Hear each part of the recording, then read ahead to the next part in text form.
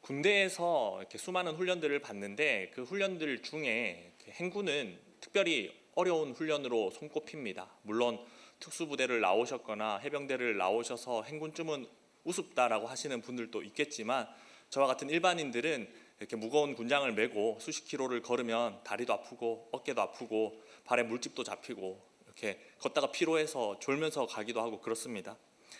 저도 이제 훈련을 받을 때, 행군 훈련을 할 때 이 지루한 훈련을, 이 힘든 훈련을 좀 수월하게 이겨내기 위해서 나름의 방법을 고민해봤습니다.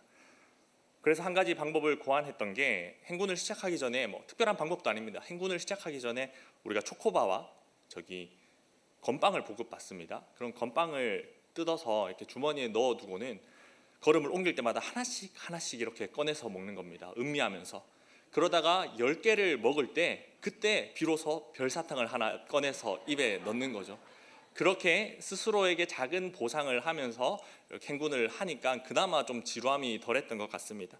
그리고 한 번은 60km 행군을 할 때 제가 그때는 또 다른 방법을 한번 생각해 봤습니다. 어떤 방법이냐면, 행군과 어울리는 찬양이 어떤 찬양이 있습니까? 주와 같이 길 가는 거 즐거운 일 아닌가, 이 찬양이 있지 않습니까? 그래서 이 찬양을 거듭 흥얼거리면서 걸었습니다. 얼마나 불렀는지도 모르겠습니다. 수없이 부르면서 그 행군을 했고, 그런데 이 행군을 하면서 노래를 부른다고 해서, 찬양을 부른다고 해서 행군이 즐거웠겠습니까? 즐거운 일이 됐겠습니까? 그렇게 즐거운 일이 갑자기 되지도 않았고 가방이 가벼워지지도 않았고요. 다리에 피로가 풀리지도 않았습니다. 게다가 처음에는 이 가사를 생각하면서 찬양을 했습니다. 주와 같이 길 가는 것 얼마나 즐거운 일인가, 이렇게 생각을 하면서 불렀는데 어느새 횟수를 거듭하다 보니까 이 찬양이 약간 주문처럼 되는 겁니다. 주문처럼 되어서 공허한 찬양이 되어버리는 거죠. 어떤 마음이 담긴 진정한 찬양이기보다는 속빈 강정처럼, 텅빈 강정처럼 이렇게 공허한 찬양이 되었던 겁니다. 우리가 이처럼 찬양을 거듭해서 부르지 않더라도 예배 가운데 찬양을 드릴 때 때로는 공허한 찬양을 주님 앞에 부를 때가 있습니다. 가사를 묵상하지 못하고 마음에 다른 생각을 한 채 찬양을 올려 드릴 때가 있습니다. 우리는 하나님께 진정한 찬양을 올려 드려야 하지만, 그러나 때로는 우리의 연약함 때문에 이렇게 공허한 찬양을 드리기도 하는데, 그렇다면 진정한 찬양은 어떤 찬양이겠습니까? 우리가 하나님께 올려드려야 될 진정한 찬양은 무엇이겠습니까? 오늘 우리가 함께 읽은 시편 103편 말씀은 여러 차례 송축하라고 우리에게 말씀하고 있습니다. 그만큼 우리 신앙생활에서 찬양은 굉장히 소중한 의미를 가집니다. 찬양은 어려움을 이겨내는 힘이 되고 무엇보다도 하나님을 만나는 은혜의 통로가 될 수 있습니다. 그런데 찬양의 진정한 본질은 단순히 노래를 부르는 행위에 있지 않습니다. 단순히 노래를 잘 부르는 것이 찬양을 잘하는 게 아닙니다. 흔히들 찬양을 멜로디 있는 기도라고 표현을 하는데, 거꾸로 이야기해보면 같은 맥락에서 기도는 멜로디가 없는 찬양이라고 이야기할 수 있겠죠. 결국에 멜로디가 본질이 아니라는 겁니다. 음의 높낮이에 찬양의 본질이 있지 않다는 겁니다. 그러면 찬양의 진정한 본질은 무엇일까요? 찬양에서 정말 중요한 것이 무엇이겠습니까? 공허한 찬양이 되지 않고 진정한 찬양이 되려면 어떻게 해야 될까요? 오늘 우리가 말씀을 함께 묵상하면서 이 질문에 대한 답을 찾아가기 원합니다. 본문 말씀 2절을 함께 읽겠습니다. 내 영혼아 여호와를 송축하며 그의 모든 은택을 잊지 말지어다. 아멘. 본질적으로 찬양은 무엇입니까? 찬양은 하나님의 은혜를 기억하는 것입니다. 하나님의 은혜를 기억할 때 우리는 찬양하지 않을 수 없습니다.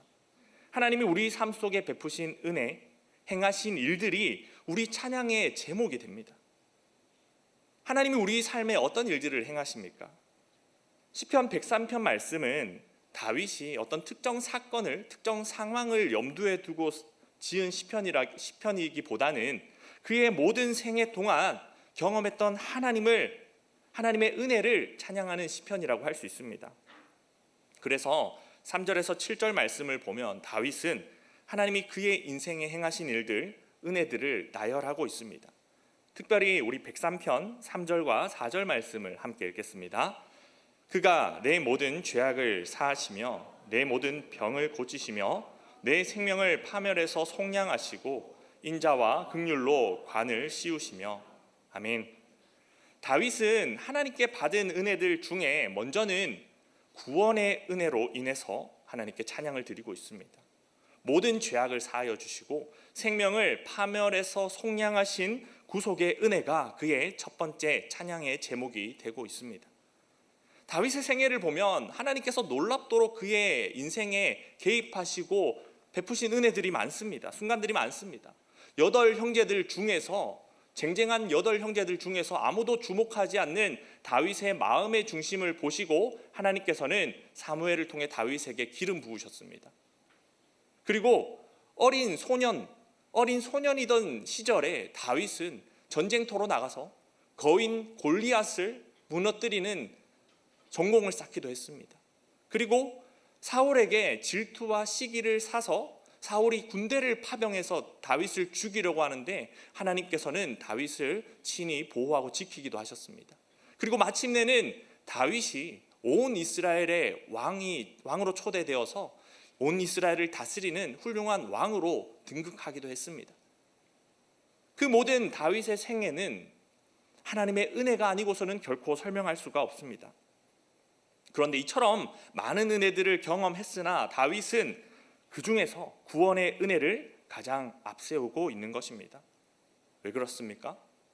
구원의 은혜가 가장 크고 귀하기 때문입니다.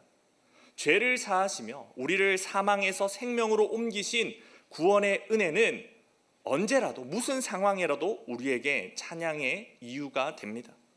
질병에 걸려도, 일이 뜻대로 풀리지 않아도, 관계에 문제가 생겨도, 여러 가지 어려움을 당할 때에도, 심지어 죽음 앞에서조차 주님이 행하신 구속의 사역을 묵상하면, 그것을 깊이 진정으로 묵상하면 우리는 찬양하지 않을 수 없습니다. 반대로 우리가 십자가를 묵상하지 않으면, 구원의 감격을 잊어버리면 우리 삶에 더 이상 찬양이 터져 나오지 않습니다. 구원의 은혜를 기억지 않으면 우리에게서 절대적인 찬양의 이유, 제목이 사라집니다. 그러므로 우리에게서 찬양이 터져 나오려면 먼저는 그리스도의 십자가를 기억해야 합니다. 매일 아침 눈을 떴을 때 가장 먼저 십자가의 구속을 묵상하는 것으로 시작해야 합니다. 우리 죄를 대신에 피 흘리시고 죽으심으로써 우리에게 베푸신 구원의 은혜야말로 우리가 받은 가장 큰 축복이며 은혜입니다. 그러므로 우리는 항상 받은 구원을 기억하며 찬양을 주님께 올려드려야 할 것입니다. 또한 우리는 일상의 은혜를 발견하며 기억해야 합니다. 사실 우리의 일상은 언제나 하나님의 은혜로 가득합니다. 다만 우리가 그 은혜를 깨닫지 못할 뿐입니다.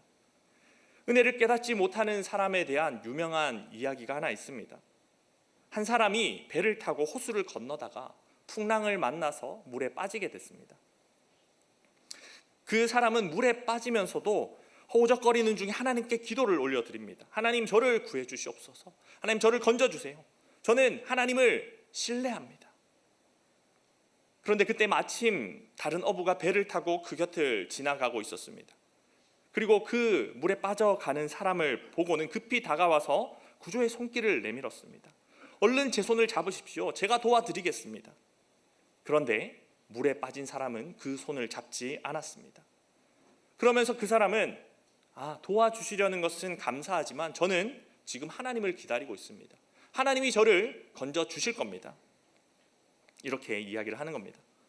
다가온 어부는 여러 차례 자신의 배에 오르기를 건면했지만 그 사람이 너무나도 완고하여서 결국 구조를 포기하고 제 갈 길을 갔습니다.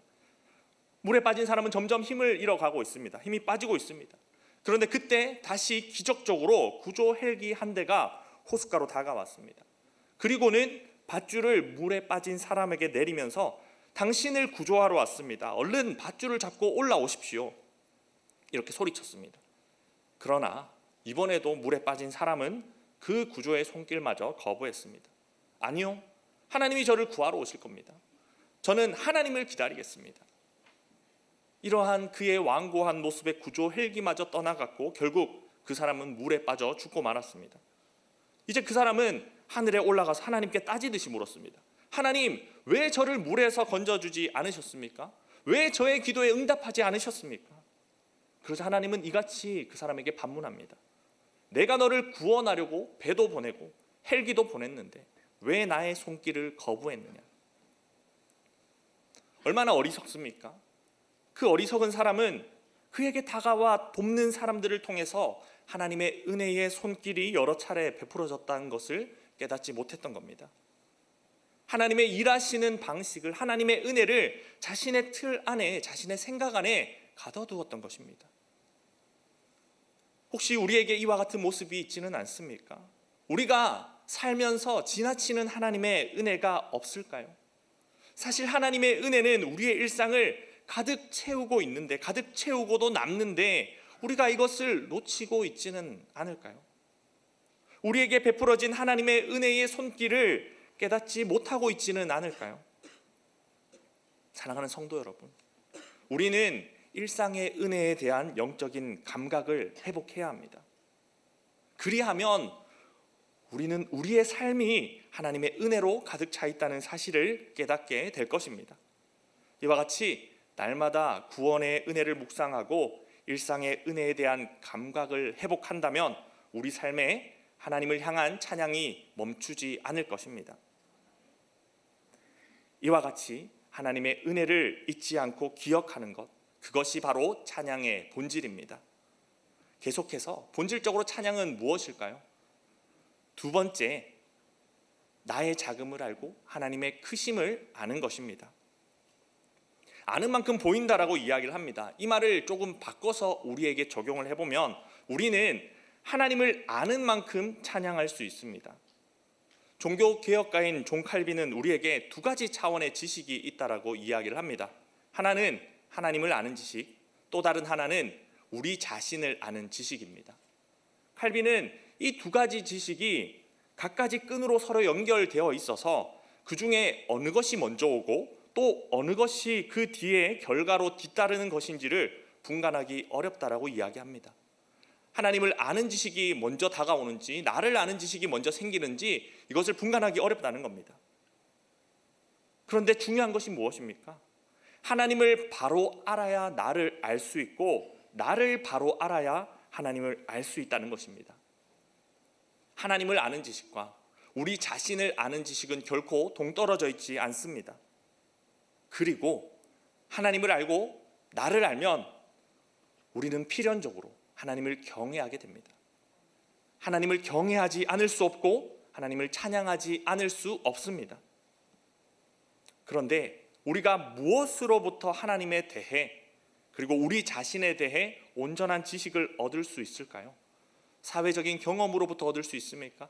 아니면 세상의 학문으로부터 얻을 수 있습니까? 하나님의 말씀보다 더 확실한 것은 없습니다. 그렇다면 오늘 본문은 우리에게 하나님에 대해서, 우리 자신에 대해서 어떻게 말씀하고 있습니까? 본문 8절과 9절 말씀을 함께 읽겠습니다. 여호와는 긍휼이 많으시고 은혜로우시며 노하기를 더디하시고 인자하심이 풍부하시도다.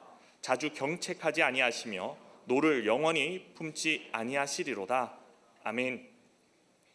먼저 오늘 본문은 우리에게 하나님이 긍휼하시고 은혜롭고 노하기를 더디하시며 인자하신 분이라고 말씀합니다. 여러분들은 이와 같은 하나님의 성품을 언제 경험하십니까? 우리 중 누군가는 하나님의 인자와 자비를 경험한 삶의 특별한 순간들이 있을지도 모르겠습니다. 그러나 하나님의 성품을 경험하는 것은 꼭 인생의 특별한 순간에만 국한되지 않습니다. 오히려 우리가 이같이 모여서 매주 드리는 이 예배야말로 하나님의 성품을 가장 깊이 체험할 수 있는 최고의 기회라 할 수 있습니다.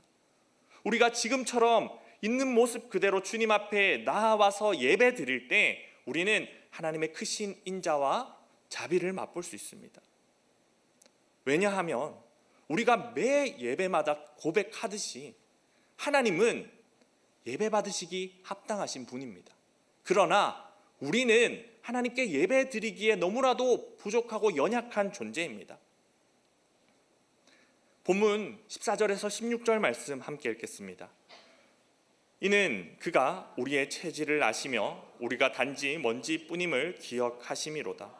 인생은 그 날이 풀과 같으며 그 영화가 들의 꽃과 같도다. 그것은 바람이 지나가면 없어지나니 그 있던 자리도 다시 알지 못하거니와. 아멘. 하나님 앞에 우리는 마치 먼지와 같은 존재들입니다. 하나님이 창조 때에 우리를 흙으로 빚으셨다 말씀하는데 흙과 먼지가 같은 말입니다. 하나님 앞에 우리 인생은 마치 풀과 같고 들의 꽃과 같습니다. 시간이 지나고 세월의 풍파를 겪고 나면, 그래서 한 줌 흙이 되어 돌아가면 그 있던 자리도 다시 알지 못하는 미약하고 유한한 존재가 바로 우리 인간입니다. 그러나 이 한낱 먼지와도 같은 우리를 그 크심이 무한하신 하나님이 기억하시고 은혜 베푸시며 영원한 복을 허락하신다는 겁니다. 그러므로 어떻게 우리가 예배 가운데 나아가며 하나님을 경외함으로 나아가지 않을 수 있습니까? 저의 어머니는 어릴 때 저에게 훈계를 아끼지 않던 분입니다. 좀 거침없이 표현을 하자면 잔소리가 많으셨습니다. 어릴 때부터 책 좀 봐라, 편식하지 마라, 왜 맨날 너는 누워만 있니, 자세 좀 바로 해라, 인상 좀 펴라 등등 온갖 교훈들을 저에게 주셨습니다. 그 결과 저는 어릴 때 자주 거짓말을 했습니다. 왜 그렇습니까? 혼나지 않으려고, 잔소리를 좀 덜 들으려고 거짓말을 했던 거죠. 지금도 어릴 때만큼은 아니지만 여전히 가끔 거짓말을 합니다. 요즘도 전화로 저에게 어머니께서 자주 물어보시거든요. 운동은 하고 있니? 영양제는 잘 챙겨 먹고 있니? 기도는 열심히 하고 있니? 이럴 때면 죄송하지만 목사이지만 어머니가 걱정하실까 봐, 혹여나 이렇게 걱정하실까 봐 약간의 거짓을 보태서 이야기를 하곤 합니다. 회개합니다. 사실 우리는 가장 가까운 관계에서조차 있는 모습 그대로를 드러내지 못합니다. 어떤 관계이든지 그것을 발전시키려면요, 진정성과 어떤 솔직함이 필요합니다. 하지만 동시에 우리가 적극적인 거짓말은 지양하더라도, 그것은 피하더라도 어느 정도 나를 감추는 것이 또 필요합니다. 왜 그렇습니까? 내 안에 통제되지 않는 충동들이 있습니다. 정돈되지 않는 추악한 생각과 감정들이 있습니다. 이런 것들마저 정제하지 않고 이것을 표현한다면 그것은 곧 폭력이기 때문입니다. 그래서 우리의 있는 모습 그대로를 받아줄 사람은 하나도 없습니다. 아무도 없습니다. 지금 옆에 앉아있는 그분이 나를 다 있는 그대로 받아줄 것 같습니까? 아닙니다. 그렇지 않습니다. 우리를 있는 모습 그대로 받아줄 수 있는 사람은 이 세상 어디에도 없습니다. 그런데 우리는 이 예배를 통해서 하나님께 우리의 모든 것이 있는 그대로 받아들여지는 경험을 한다는 겁니다. 우리는 그분 앞에서 아무것도 감출거나 숨길 필요가 없습니다. 아니, 필요가 없는 게 아니라 숨길 능력이 없습니다. 아무리 깊이 숨기고 꽁꽁 감춰도 그분 앞에서는 소용이 없습니다. 우리의 치부, 약점, 추악함, 비겁함, 불안함, 두려움, 열등감, 그 어떤 것도 하나님께는 감출 수가 없습니다. 하나님 앞에서는 우리가 감추려 해도 감출 수가 없고, 그저 이처럼 예배 가운데 나와서 우리는 모든 것이 드러난 채로 나아가서 하나님께 받아들여지는 겁니다. 그리고 지금 이 순간 우리는 하나님 앞에 나와 있습니다. 아무것도 감출 수 없고 모든 것이 드러날 수밖에 없는 그분 앞에 예배드리고 있습니다. 여러분, 이것은 결코 평범한 일이 아닙니다. 보통의 일이 아닙니다. 바로 여기에 하나님의 인자하심이 있고 자비하심이 있습니다. 이 예배의 자리는 나의 작음과 그분의 크심이 만나는 귀한 은혜의 자리입니다. 이 가운데 우리가 감히 경외로 나아가지 않겠습니까? 얼마 전에 청년들에게 제가 하나님을 경외하는 것에 대해서 가르치고 있을 때였습니다. 그때 이제 한 청년이 대뜸 이렇게 이야기를 하는 겁니다. 자기는 경외를 하고 싶지 않다고, 하나님을 경외하고 싶지 않다고. 얼마나 건방집니까? 이렇게 청년 사역이 어렵습니다. 그런데 성도님들 중에도 어떤 마음으로 그 청년이 그런 이야기를 했는지 공감하시는 분들이 분명히 있으리라 생각합니다. 어쩌면 경외감이라는 느낌 자체가 생소하고 거부감이 들 수 있죠. 그러나 우리가 혹시 죽음을 두려워하고 싶어서 두려워하는 분들 계십니까? 죽음을 두려워하고 싶지 않아도 어쩔 수 없이 두려워하지 않습니까? 또 우리가 명장들의 그 예술 작품 마스터피스들을 볼 때나 대자연을 감상할 때에 나도 모르게 경의를 느끼고 나도 모르게 탄식을 터뜨리지 않습니까? 이것처럼 우리가 하나님의 크심을 알고 나의 작음을 알면은 하나님을 경외하지 않을 도리가 없다는 겁니다. 하나님을 만날 때 경외심은 자연스러운 반응입니다. 그럼에도 불구하고 지금 혹시 하나님을 경외함 없이 내 입술에 내 삶 속에 찬양이 멈춰 있다면 나 스스로 어느새 괜찮은 사람으로 생각하고 있지는 않은지 여기지는 않는지 한번 돌아보시기 바랍니다. 그 크신 하나님, 무한하신 하나님을 내 생각 속에 가둬두고 있지는 않은지 한번 돌이켜 보시기 바랍니다. 칼빈은 이야기합니다. 우리 자신에 대해 불쾌하게 여기게 되지 않고서는 하나님을 진지하게 사모할 수 없다, 이렇게 이야기합니다. 그리고 아브라함도 하나님께 나아갈 때 두려움과 경외함으로 나아갔습니다. 소돔과 고모라를 멸하시려는 하나님 앞에 자신을 이와 같이 고백하며 나아갑니다. 창세기 18장 27절 말씀입니다. 나는 티끌이나 재와 같사오니 감히 주께 아뢰나이다. 아멘. 말씀 앞에, 하나님 앞에 나의 작음을 알고 그분의 크심을 알며 경외함으로 서는 것, 이것이 바로 찬양의 본질입니다. 마지막으로 찬양은 본질적으로 무엇입니까? 마지막 세 번째, 순종으로 하나님의 나라를 세워가는 것입니다. 찬양은 순종하며 하나님의 나라를 세워가는 것입니다. 시편 103편의 전체적인 구조를 보면 1절부터 5절까지의 말씀은 개인적인 찬양의 내용이 담겨져 있습니다. 시인은 자신의 영혼을 향해서 하나님을 찬양하라 말하고 있습니다. 그리고 시의 중심에 해당하는 6절에서 18절까지 말씀은 공동체적인 찬양으로 발전합니다. 이 부분에서 시인은 놀라우신 하나님의 긍휼과 공의를 노래하는데 6절을 보면 그 대상이 어느새 한 사람에서 모든 자로 확장되어진 것을 볼 수 있습니다. 그리고 19절에서 22절 말씀 결론에 이르러서는 찬양이 공동체를 넘어서 우주적인 찬양으로 나아갑니다. 우리 말씀이 조금 길지만 19절에서 22절 말씀을 함께 읽겠습니다. 여호와께서 그의 보좌를 하늘에 세우시고 그의 왕권으로 만유를 다스리시도다. 능력이 있어 여호와의 말씀을 행하며 그의 말씀의 소리를 듣는 여호와의 천사들이여 여호와를 송축하라. 그에게 수종들며 그의 뜻을 행하는 모든 천군이여 여호와를 송축하라.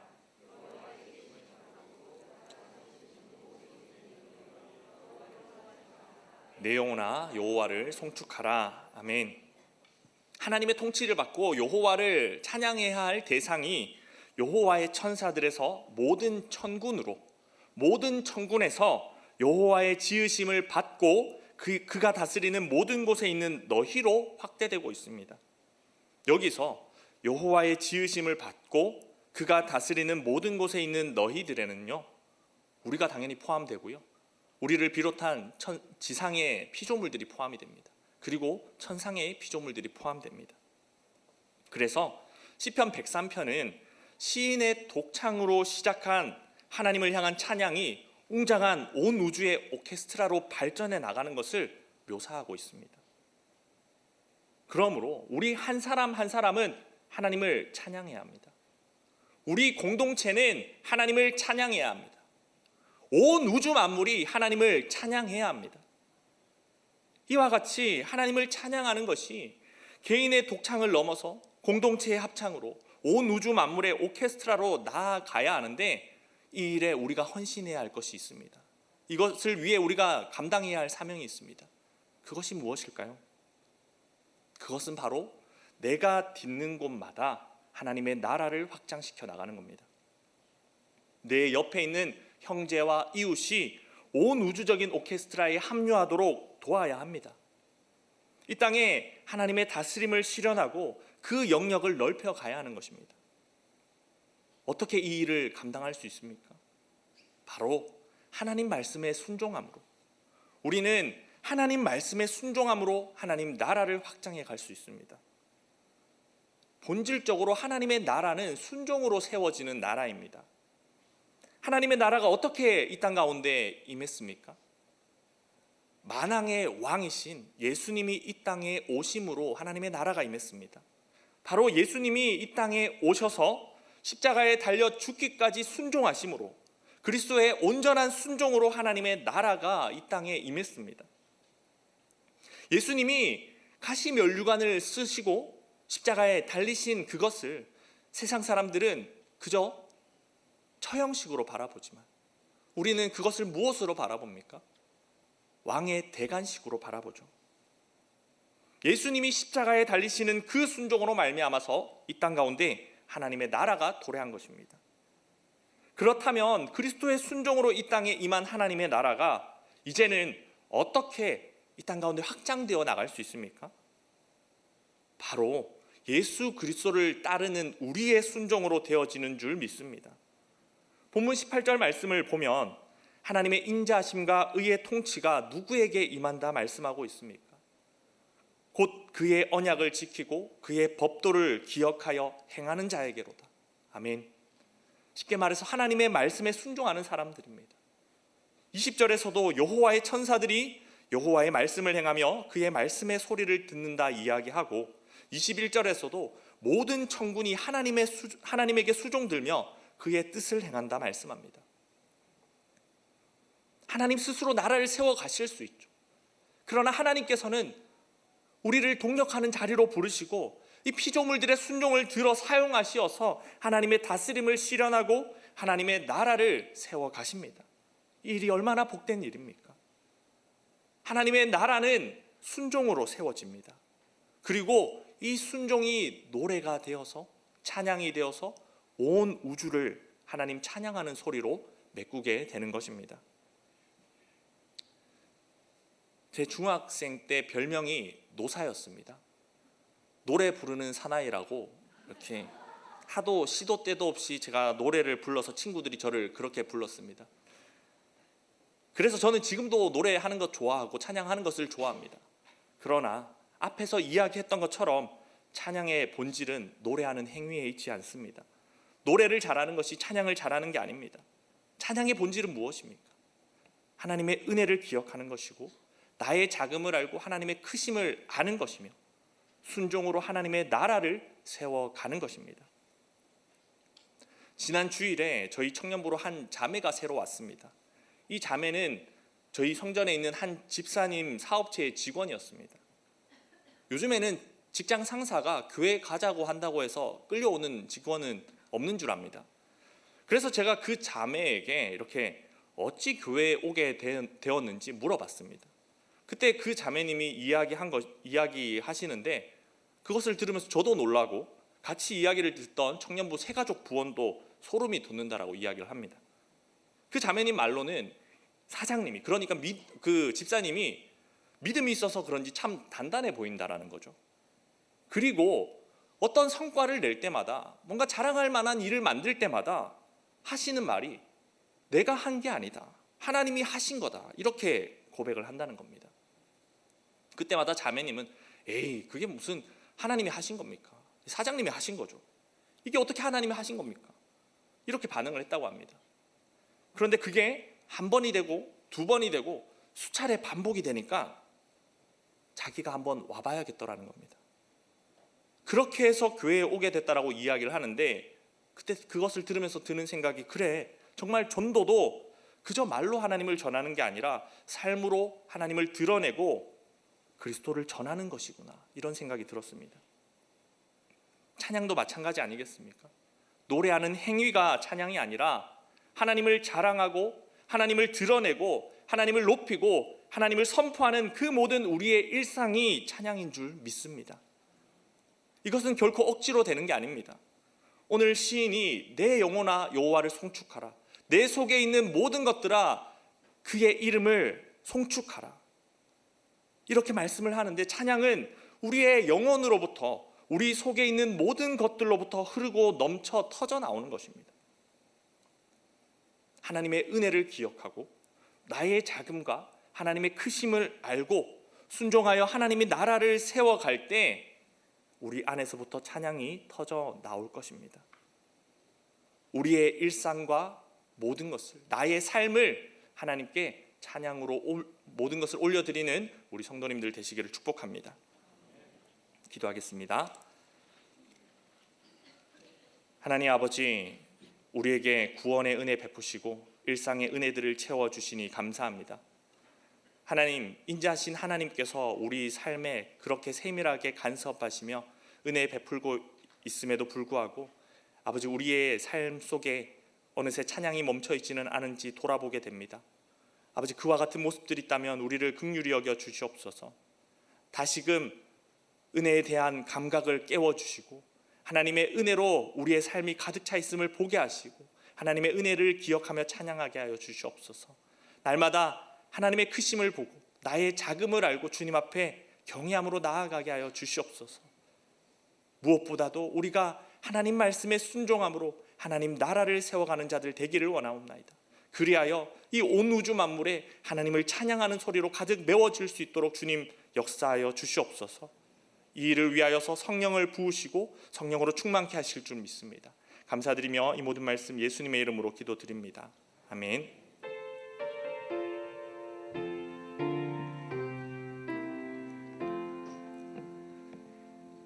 이 시간 우리 말씀을 기억하며